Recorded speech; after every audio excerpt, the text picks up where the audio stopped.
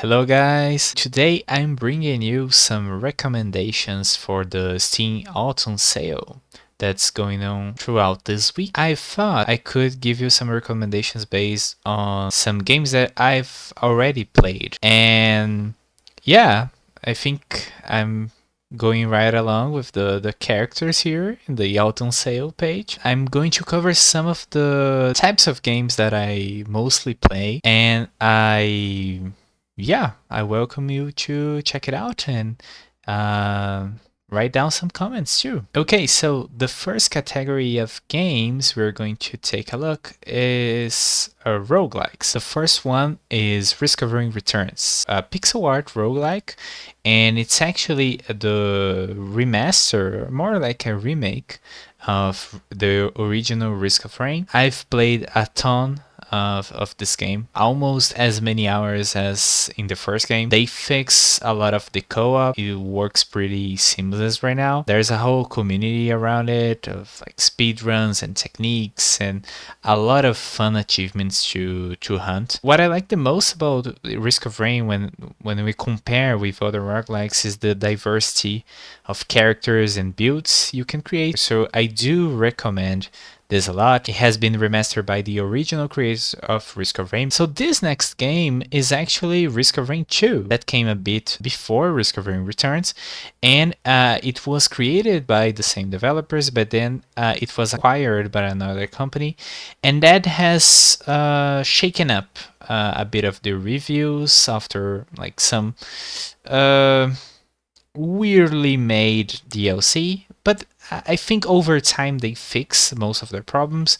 And the main attraction of this game is actually playing Risk of Rain in 3D, and that changes a lot of things. It is all done in third person.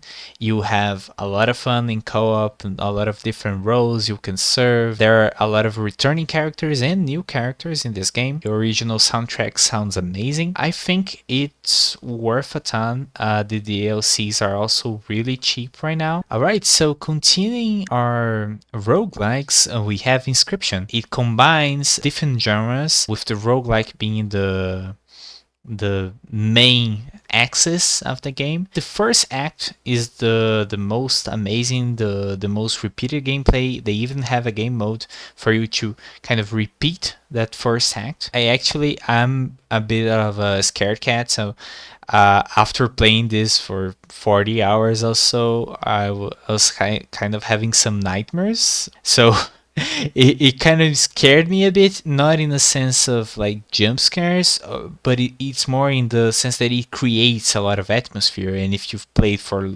long hours this game, it gets into you. For those that are used to Slay the Spire, it has that kind of progression in the first act, and then it changes a lot. But in my opinion, it's a must play, a must recommend. To add to our roguelikes, we have Wizard of Legend. Wizard of Legend is another pixel art roguelike where you kind of travel through a dungeon and fight your way against the monsters as a wizard. And you have access to different powers and items related to elements mostly. And combining those attacks, discovering new items is the fun of the game. So I do recommend a lot. I think it's a really fun game. It's really cheap right now. To finalize our roguelikes, we have the godlike roguelike Hades. And Hades 2 just came out. I've made a few streams playing it, and I'm really enamored with the game. It's as amazing or even more so than the first game, and the art, the soundtrack, the characters, the relationships, the whole possibility of builds always speaks for itself. And this is an amazing game, and right now it's pretty cheap, so I do recommend anyone that hasn't played, or even if they have like experience with an action RPG and never gave a try to something like this, Hades might be the game for you. All right, so talking about Baldur's Gate 3, I think there's no need to present Baldur's Gate 3. It's a CRPG, the continuation of the series of Baldur's Gate 1 and 2. And Larian, the studio, came from Divinity to make Baldur's Gate. It's a must buy, a must play, and I've completed over 5 or 6 runs. It's super cool, all the relationships and the whole story, the possibilities of playing with the classes from D&D, of discovering those characters, of making different choices and seeing the outcomes. Right now there's a huge mod scene, so people can play different stories. They can find new weapons, new quests, everything that they might want. So it is a must play, and that introduces us to some other RPGs that I meant to present in this video. So my second recommendation is actually Pillars of Eternity. Pillars of Eternity is a CRPG in the same vein of the original Baldur's Gate 1 and 2. It's one of those stories that most moved me in gaming. I think the relationship with the gods, the different kind of like the usage of soul and the questioning of soul in those games, it like raises pretty important discussions. Also, the gameplay, it's a whole different system and it tries not to be D&D. It's super cool to create your character, to interact with everything. It's a more gritty world. Alright, so Pillars of Eternity 2, I think over time, with fixing bugs, with adding stuff, this game can be put together in the same pillar as the first game. It continues the story with some of our characters. You can kind of migrate your character from the first game to this one. It adds new sides to character building, new challenges. There's a whole world of pirates and archipelago and exploring all of these islands in your boat, and people may love that, the boat gameplay. People may hate it, but the truth is there are a lot of good stories. There are so many hours of play here, of like interconnecting this idea of magic and soul and technology and domination and war and choosing your side. So I think Deadfire accomplishes all that, and it also is like a must play for the fans of the genre. So moving on now to JRPGs, we got Octopath Traveler. I was hesitant to play them for a long time because of some reviews I had watched, and while after playing them each for like 100 hours, I do agree with some of the reviews of the issues with the writing sounding too simplistic, too anime, and the repetitiveness of some quests and some fights along the game. I think it still has a lot of great highlights, great moments. There are 8 characters for you to play with. You can play as many stories you like in the order you like. You can build your party and choose your items along with them. In general, I think Octopath Traveler accomplishes the idea of returning to JRPGs of another era with a new look, beautifully constructed OST, beautifully constructed scenarios with the 2.5D. And even if it is simple in some terms, in some comparisons, the system of breaking the enemy's guard and exploiting weaknesses, I think it's really well done, and it provides you some fun with the builds for 80% of the game, when it actually at some point starts to be a bit repetitive. I think if you have any love for JRPGs and you have some money to spare, this can be a very nice choice. Okay, so continuing on, we have Octopath Traveler 2, and this time we have again 8 characters with different classes, with different stories. The writing has improved a bit. There are more scenes and more quests interacting between the characters, which gives more life to the party. It's not as isolated as the first game. They have learned a lot with the first game, and it's actually a much better experience. If you like the first game, you're going to love the second game. If you feel mid about the first game, I think you can like the second game. Now, in the same vein of the JRPGs, we have this game that is very close to my heart. The game that I played when I was a kid, Final Fantasy XII: The Zodiac Age. So the Zodiac Age is kind of a remaster. It changes some things in the game, improves, gives a lot of quality of life. I think the game looks great, especially for its time. The characters are awesome. As it is common for Final Fantasy, the main character is not as well loved, but the rest of the cast much supplies for that. From the Final Fantasies I played, I think this one has the most political story, perhaps the most serious story, and I think the highlight of the game is the Gambit system. So the Gambit system is a system where you can kind of program the actions of the party. So Zodiac Age doesn't work in the same vein of turn-based.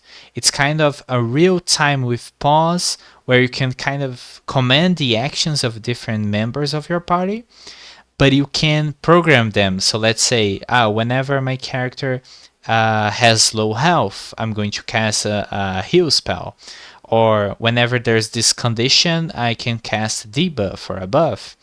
And this gets really complex in the later parts of the game. This is a must for defeating some very complex, very interesting bosses. And I think that gives a lot of depth to the gameplay. If you can, if you must, buy this game.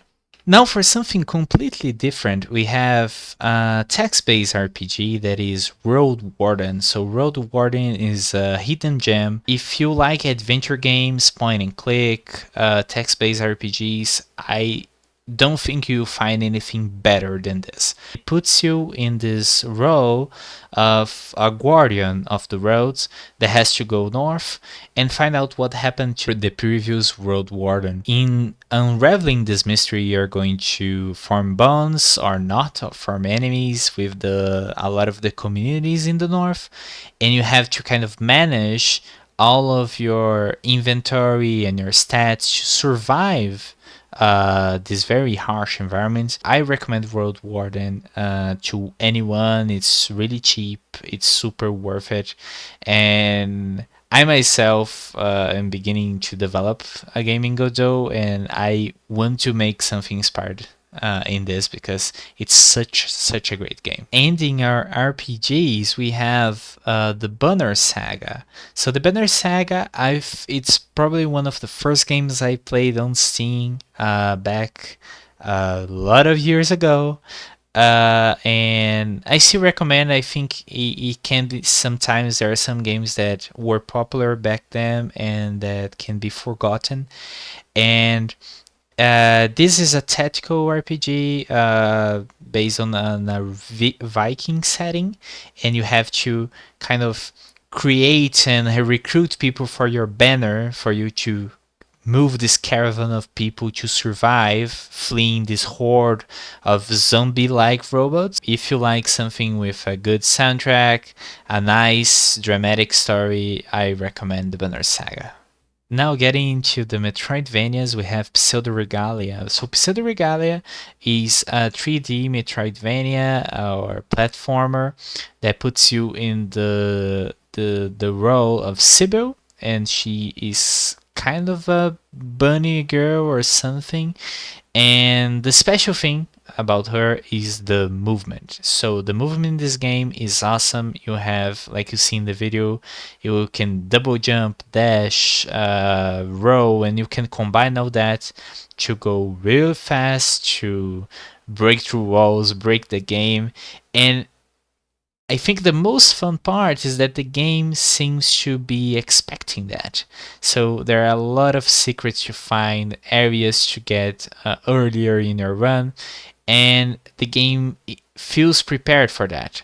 And it's just super fun to traverse the environment. There's not too much combat, and it's mostly about this feeling of exploration in a desolate castle. It's a short run, but there is a lot to find here. Another Metroidvania recommendation is Bloodstained Ritual of the Night. I didn't play this game for a long time because I found at first the 3D against the backdrop kind of weird to look at, but it grew on me, and after I saw a lot of reviews praising the game, praising the whole possibilities of different builds, using different weapons, upgrading different spells, I found that it could be interesting, and what I discovered was one of my favorite games. So now we have another game with a great soundtrack, that is The Messenger, and The Messenger is a simple Metroidvania if you just look at it.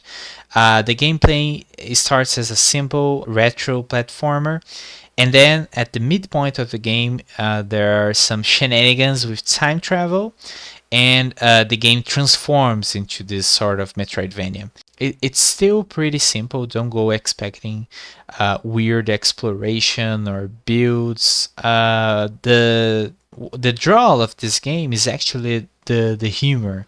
It's super fun, super funny. All of the NPCs, the interactions, you can expect the unexpected with this game. It's well worth the 15-20 hours that you might play it, and I do recommend if anyone is still hesitant about it. Alright guys, so another game I do recommend is this co-op platformer, challenge platformer, that is Bread and Fred, where two penguins climb a mountain. I have been playing this a lot with my wife, and it's super fun, super cute with its pixel art. And yeah, there's a lot of accessibility features that can help you, and I super recommend. Alright, so another co-op game, It Takes Two, needs no introduction. It has been awarded Game of the Year in 2021. It is a 3D platformer where a husband and wife that are about to be divorced, they get transformed in this kind of dolls made of clay and wool, and they have to get to their daughter, and all kind of shenanigans ensues, and they have to kind of live in this tiny world inside their own house or in the garden, and fix their relationships and the way they see each other and their relationship with their daughter throughout the game. And all through that, you have a pretty fun platformer. It's simple enough to play with someone that doesn't have a lot of experience with games. It has tons of mini games that can even provide hours of fun if you like one or two of them a lot. And me and my wife, we love the hockey one.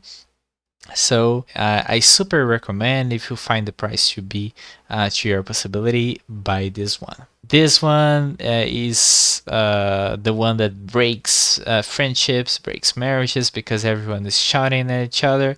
But I find it, if you converse with a partner, you can have a very good time in sharing the experience and doing our strategy and having fun making the recipes at whatever level you want to play. And it's super quick, super dynamic. There are a lot of small DLCs for new kind of recipes and environments. And all I can say is I hate the bald guy that goes through the street and stops my food. So buy it if you don't have it, and you're going to have a fun time. All right, guys, that's it. Thanks a lot for listening to me ramble about games, and I plan to do a lot of other videos on different topics, be they playing games, reviewing books and movies, all of the things that I like and think I have something to say or have fun with y'all. So yeah, have a good one.